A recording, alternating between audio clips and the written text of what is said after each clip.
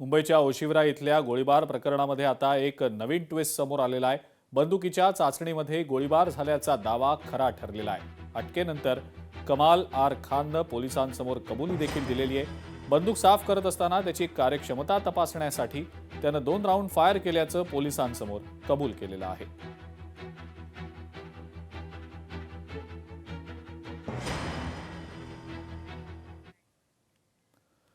सुनिधी चौहान हिच्या 20 वर्ष जुन्या बीडी जलैले या गाण्यावरनं वाद निर्माण झाल्याचं समजतंय।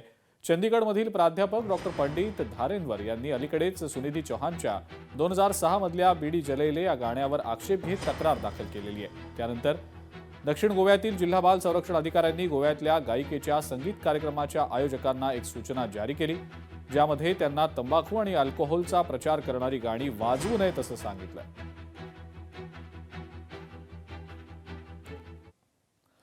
कल्याणमधला पोलीस कर्मचारी प्रल्हाद चौधरी याचा वादग्रस्त व्हिडिओ व्हायरल झाला असून हा व्हिडिओ कल्याणमधल्या शैलजा डान्स बार मधला आहे।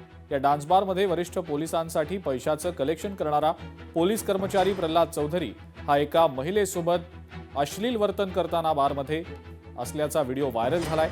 या व्हिडिओवरनं पोलीस सेवेत कार्यरत असलेल्या प्रल्हाद चौधरीला सेवेतनं निलंबित करण्यात आलेलं आहे। प्रल्हाद चौधरी महात्मा फुले चौक पोलीस स्टेशनमध्ये कार्यरत होता। याआधी सुद्धा नवी मुंबईतील नटराज बार इथल्या एका पोलीस कर्मचाऱ्याचा बारमध्ये पैसे उडवतानाचा व्हिडिओ लोकशाही मराठीनं समोर आणल्यानंतर त्या पोलीस कर्मचाऱ्याचं निलंबन झालं होतं। आता मात्र नवी मुंबईतल्या डान्स बारमध्ये पैशाचं कलेक्शन करणाऱ्यांमध्ये पोलीस कर्मचारी पोटेकर याचं नाव आता समोर आलेलं आहे। वरिष्ठ पोलिसांसाठी बारमधनं कलेक्शन करणाऱ्या या पोटेकरचा पर्दाफाश लोकशाही मराठी करतेय।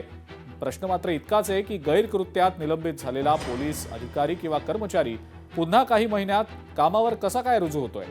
लोकशाही मराठी त्यामुळे आता पोलिसांना विनंती करतेय की नवी मुंबई आणि ठाणे पोलीस आयुक्तांनी या डान्स बार्समध्ये पैशांचं कलेक्शन करणाऱ्या वरिष्ठ पोलीस अधिकाऱ्यांवर सुद्धा तातडीनं कारवाई करावी।